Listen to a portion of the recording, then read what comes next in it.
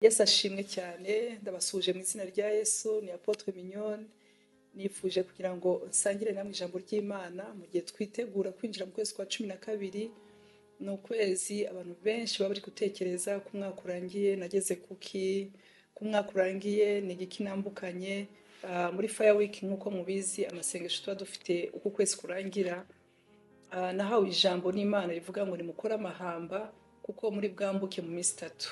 ngo kandi igihugu nabasezeranyije muraza kukibona.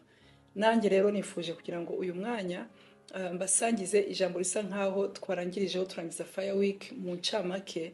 Ijambo Yesu yabwiye intumwa ze, arababwira ati Luka 22:35 kugeza kuri 38, arababwira ati ubushize ubwo nabatumaga, yabibutsaga muri Luka 10 ubwo yabatumaga, murabatumye ngo mugende nta mvumba, mugende nta kintu mwitwaje, ngo ariko nta kintu mwamburanye.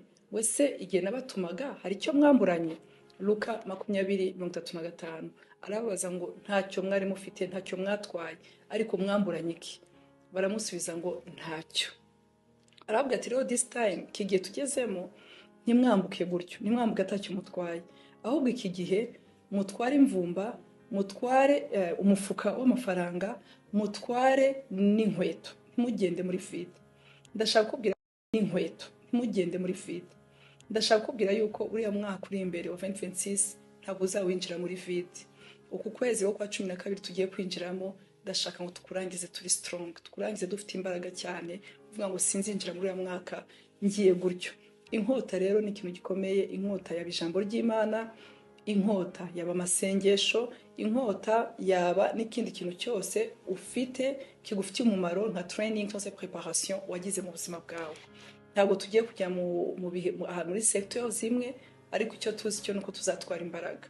Rero inkota ukeneye ni inkota izakubashisha kunesha mu bihe bitandukanye. Iyo tuvuga kunesha, abantu batabumva intambara, bakumva ibibazo. Oya, bishobora no kuba ari ibisubizo ariko birimo intambara, bishobora no kuba ari ibintu byiza ariko bigusaba ko uhagarara ufite gukomera kugira ngo utazanasubira inyuma kubera ibisubizo. Rero ndakwifuriza kugira inkota. Dawidi yigeze gushaka inkota, ajya ahantu gusura abantu, asanga nta nkota afite. Ahura n'umutambyi, aramubwira ati nje hano nta nkota mfite. Ariko umutambyi aramubwira ati ya nkota wicishije Goliath iri hano, ibitse hano.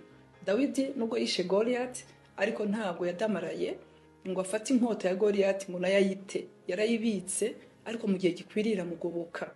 Nawe hariho inkota yawe ya kera, niba ari inkota yo guhimbaza Imana, niba ari amaso y'Imana, cya kintu wagiraga ukumva kiguhesheje imbaraga, za mbaraga wagiraga ukumva urakomeye, iyo ni inkota yawe.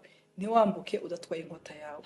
Ndakwifuriza kwigumana, ndakwifuriza kuyigendana inkota mu buryo bwose. Imana ibahe umugisha mu izina rya Yesu. Amen.